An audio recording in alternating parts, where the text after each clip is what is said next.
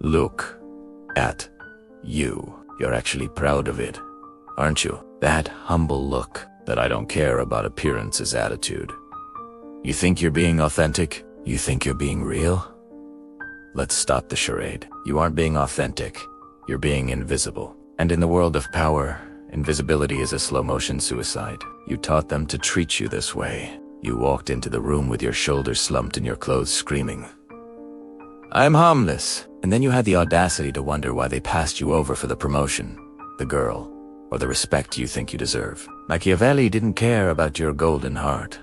And neither does the world. The world reacts to the surface because the surface is all it has time to see. By looking poor, you are signaling that you have no resources, no discipline, and, worst of all, no self-respect. You are a walking do not invest sign. Tonight, I'm going to strip away the delusion that your inner worth matters. I'm going to show you why the appearance of success is more profitable than success itself. If you stay until the end, I will reveal the final law. The one truth about the grand deception that allows the world as most powerful men to rule countries while they technically bankrupt. But first, let's talk about why your comfort is actually your cage.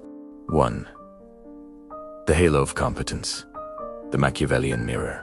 Machiavelli, a man who spent his life watching the powerful rise like gods and the weak fall like dust, left us with a warning that most of you are too soft to hear. He said, "Everyone sees what you appear to be.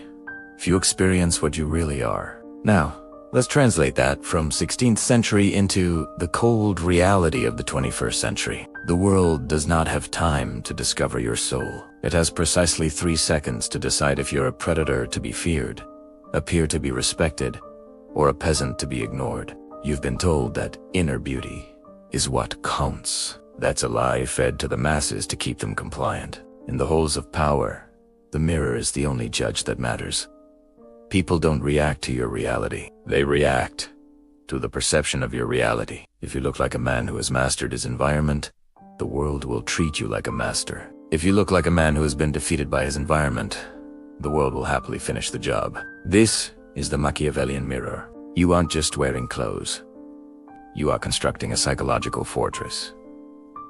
But let's look at you. You walk into a high-stakes meeting, or perhaps just a coffee shop where the next big opportunity is sitting 3 tables away, and you're wearing comfort.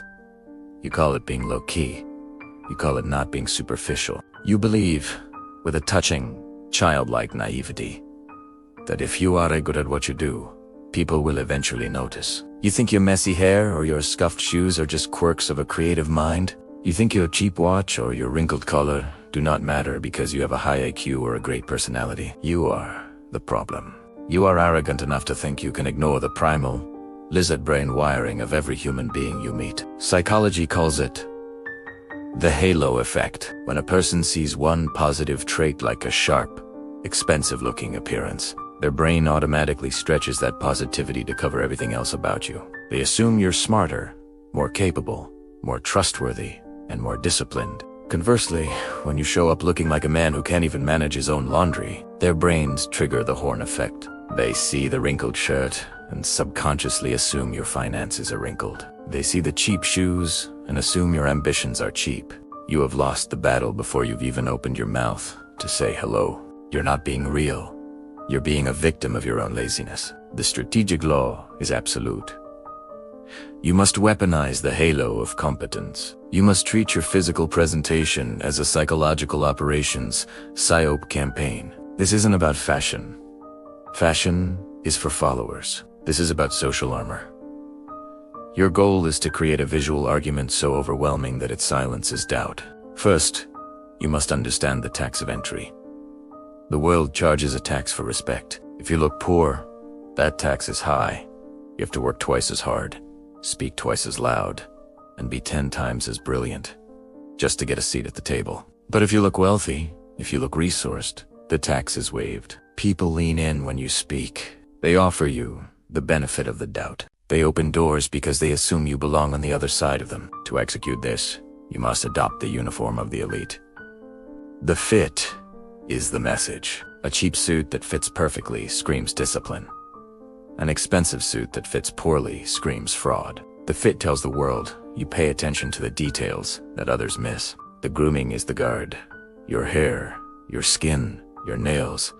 These are the front lines. If you cannot manage the one thing you own, your body, why should anyone trust you to manage their money, their company, or their time? The contrast principle. In a world of business casual and tech bro hoodies, the man who dresses with intent stands out like a wolf in a flock of sheep.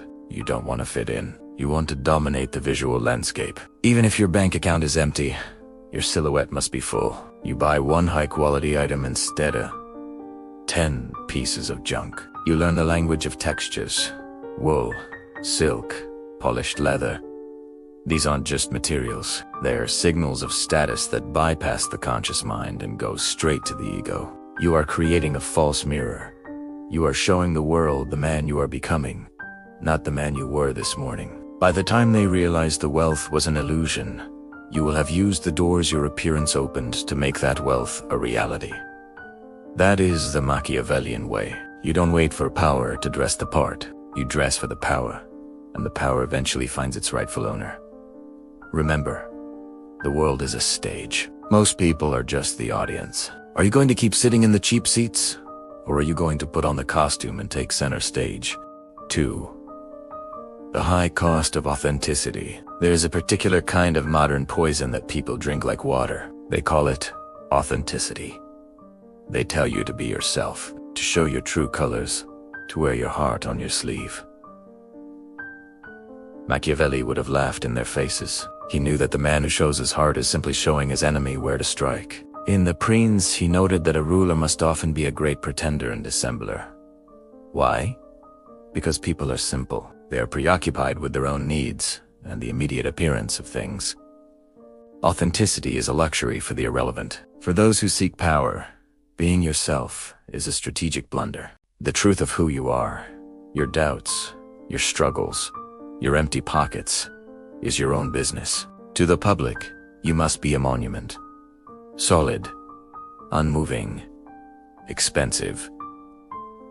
If you are authentic about your poverty, the world will authentically leave you behind. You believe that by being honest about your situation, you'll earn sympathy. You think that if you tell your business associates times are tough right now, or if you show up to a high-level networking event looking like you just rolled out of bed because that's just who I am, people will appreciate your vulnerability.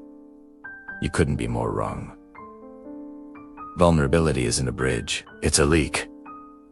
When you are authentic about your lack of resources, you aren't building trust, you are broadcasting instability. Humans are biologically wired to avoid sinking ships. It's an evolutionary survival mechanism. When you look poor, when you are authentic about your struggle, you trigger a primitive avoidance response in others. Potential partners see a liability. Investors see a black hole.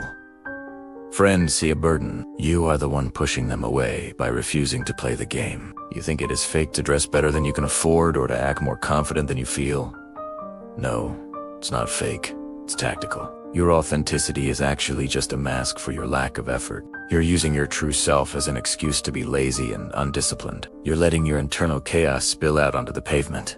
And then you're offended when people don't want to walk through the mess. The strategic law is this. Establish a high entry price. You must curate a visual and social tax that others must pay just to have the privilege of your time. If you look easy to access, if you look like the average man on the street, your value is perceived as zero. Things that are abundant and easily obtained are never respected. To avoid these, you must use your appearance to create a perceived barrier to entry. Even if you have nothing, you must look like someone who requires an invitation. This is the psychology of the Veblen good, a product that becomes more desirable as its price increases. You are the product. How do you implement this? Never explain your appearance. If you are wearing a piece of clothing that looks expensive, don't mention it's on sale. If you're at a high-end venue, don't act like you're lucky to be there. Act like the venue is lucky to have you. Authenticity wants to confess. Power remains silent. Your style should be a filter. It should be sharp enough to intimidate the weak and refined enough to intrigue the strong. When you look expensive, you are telling the world, I have high standards for myself, and I will have even higher standards for you. Looking poor makes you look desperate, and desperation is the ultimate repellent. When you look wealthy, you signal that you don't need anything from anyone. This lack of need is the most powerful aphrodisiac in business and romance. People will fight to give things to the man who looks like he already has everything. You must realize that this self is a construction. There is no true you buried under your clothes. There is only the person you choose to project. Machiavelli knew that the prince who tried to be authentic in a world of liars would surely perish. So, kill the authentic version of yourself that is comfortable with being mediocre. Bury the version of you that thinks it's okay to look poor because it's what's inside that counts. What's inside only counts if you can get people to open the door in the first place. The cost of authenticity is your future. The cost of the veneer is merely a few pieces of well-tailored fabric and the discipline to keep your mouth shut about your struggles. Which price are you willing to pay? 3. Signaling the predator, not the prey. Nature is not a democracy.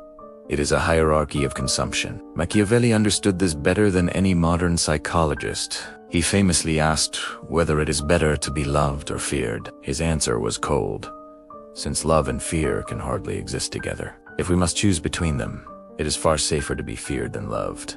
Being liked is a peasant's ambition. It requires you to be agreeable, to be soft, to be safe. But being respected, that requires a hint of danger. It requires the world to look at you and wonder if you are the one who bites. When you look poor, you are signaling that you are part of the herd. You are signaling that you are prey. And in any environment, whether it's a boardroom or a bar, the predators can smell a victim from a mile away. You think your casual attire makes you approachable? You think that by blending in, you are avoiding conflict. You tell yourself, I don't want to be flashy, or I don't want to intimidate people. Look at him. That could be you. Do you see how the crowd moves around him? They don't move out of respect. They move out of dismissal. He is an obstacle, not an entity. You believe that comfort is a right. You think that by wearing your soft hoodies and your beat-up sneakers, you're reclaiming your time.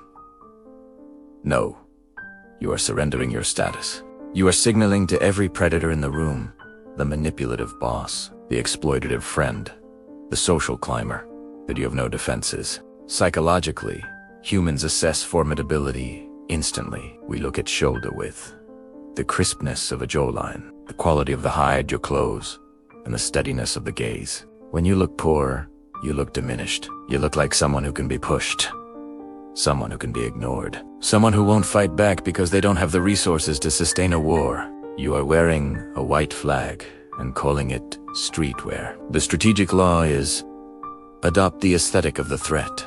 You must use your appearance to signal that you are a high value, high consequence individual. You are not here to be approachable.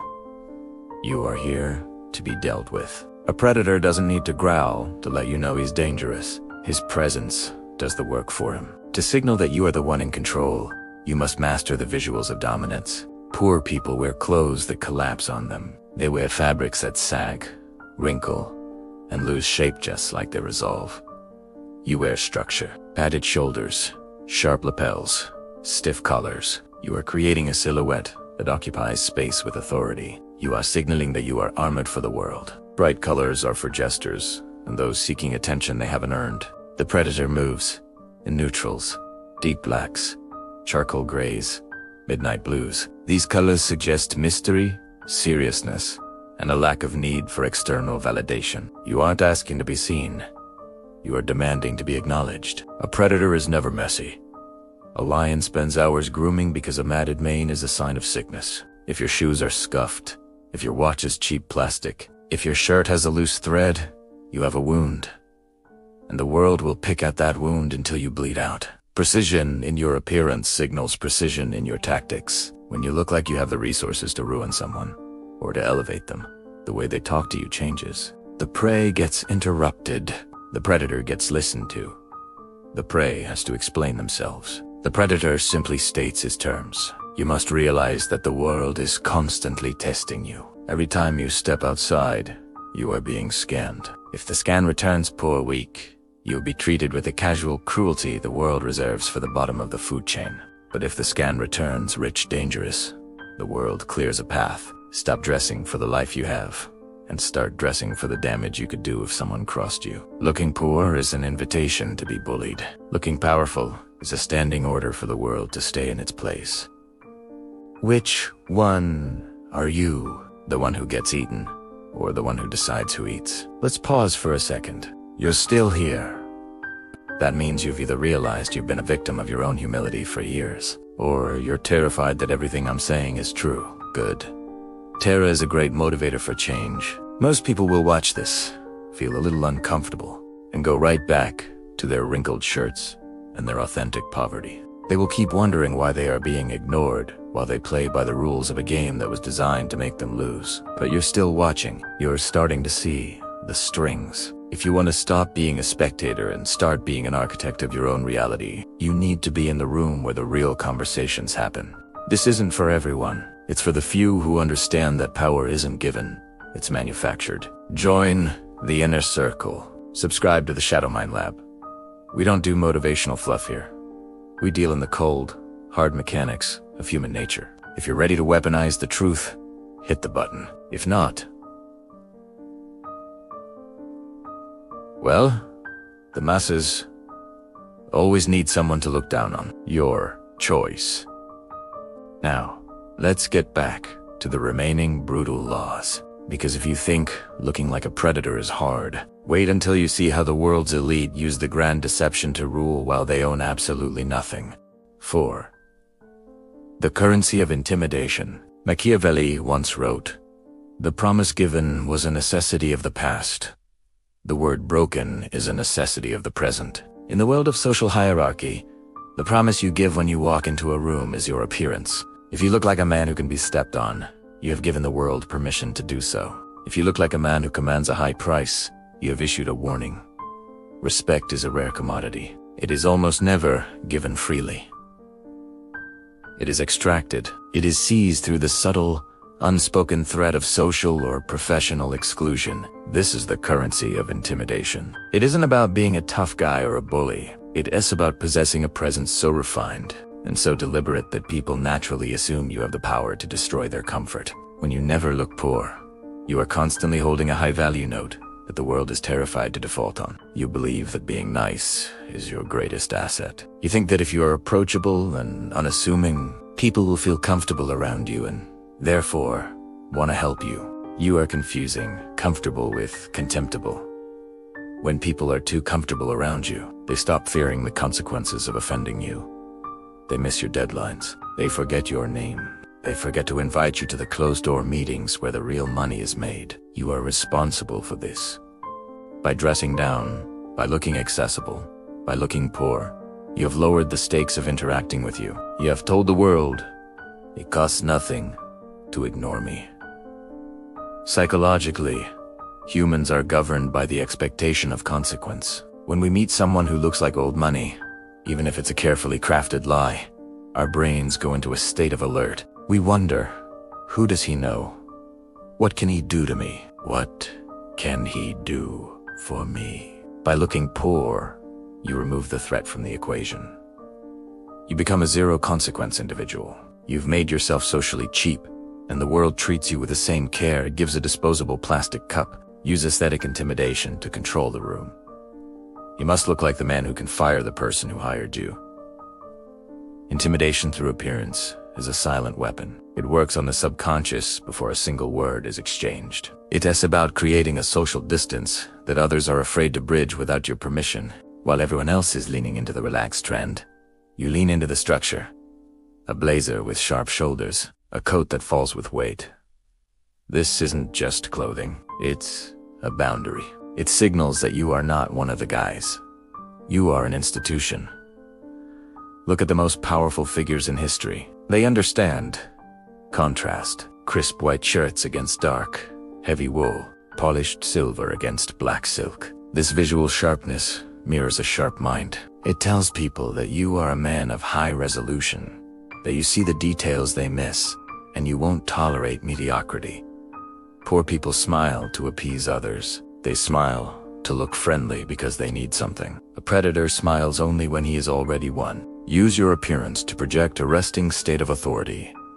Let your face be as still and expensive as a statue. When you do finally offer a nod or a smirk, its value will be 10 times higher, because it was so hard to earn. When you look expensive, you are telling a story of discipline. You are telling the world that you have the self-control to maintain a high-level facade every single day. And if you have the discipline to master your own image, people will instinctively fear what you could do to their world.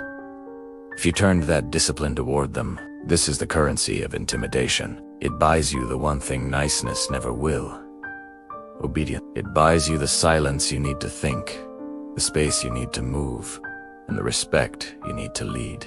Don't seek to be the most liked man in the room. Seek to be the one who makes everyone else check their own reflection and realize they have come unprepared. 5. The Grand Deception. Machiavelli once whispered a secret that modern society has spent billions of dollars trying to bury. The vulgar are always taken by appearances, and by the event. In the final law of power, the event is the illusion of wealth itself. You've been told that you must earn the right to look successful. You've been told that the suit comes after the $1 million deal, and the luxury comes after the decade of grinding. The grand deception is this: the world's elite do not wait for wealth to look wealthy. They use the appearance of wealth to manufacture the reality of it. They understand that in a world built on credit, perception is the only hard currency left. If you look like you own the bank will eventually give you the keys. You believe in the honest grind. You think that looking poor while you're hustling is a badge of honor. You wear your struggle on your sleeve like a medal. You tell yourself, when I make it, then I'll buy the watch. When I'm rich, then I'll fix my posture and my wardrobe. You are playing a game with no finish line. By the time you earn the right to look successful in your own mind, the world will have already categorized you as a permanent worker bee. You are falling for the greatest scam in history. The idea that wealth flows from labor. It doesn't. Wealth flows from access, and access is granted to those who look like they already have it. Think about the psychology of a bank. A bank will only lend money to a man who looks like he doesn't need it. Why? Because the perception of wealth suggests a lack of risk. When you look poor, you are a risk. When you look wealthy, you are an investment. By being honest about your current lack of funds, you are effectively locking the doors to the very rooms where those funds are distributed. You're waiting for the rain to stop before you buy an umbrella. The elite buy the umbrella and make everyone believe they own the clouds. The final strategic law is: master the art of the veneer to leverage reality. You must treat your image as a loss leader, a strategic investment designed to attract a much larger profit. This is the grand deception. It is the realization that the world is a giant hall of mirrors. If you reflect back the image of a winner, the world will treat you like one, and that treatment will provide the actual resources to become one. It is a self-fulfilling prophecy of power. Your appearance is your first line of credit. If you walk into a room looking like $10 million, the room will give you $10 million worth of attention. You are borrowing the status of the person you intend to be. This isn't faking it until you make it. It is front-loading your success. You spend your last dollar on the thing that people see. One pair of high-quality shoes. One perfectly tailored jacket. One watch that commands silence. You don't need a closet full of clothes. You need a uniform of conquest. You are creating a false floor of stability that prevents the world from seeing the struggle beneath. Looking wealthy allows you to occupy spaces where the wealthy gather. In those spaces, information is shared, connections are made, and deals are closed that never reach the poor-looking public. Your appearance is your all-access pass. It allows you to bypass the gatekeepers who are trained to keep people like you out. Machiavelli knew that the masses are always deceived by the surface. He also knew that the few who understand this can use the surface to rule the masses. Wealthy men often go bankrupt, but they rarely look bankrupt. They keep the house, the car, and the suit, because they know that the moment they look poor, the grand deception ends, and the creditors close in. As long as you look like you're winning, the world will keep betting on you. Never look poor. Not because it's a lie, but because looking poor is a confession of defeat. And in the shadow mind, we never confess. We only conquer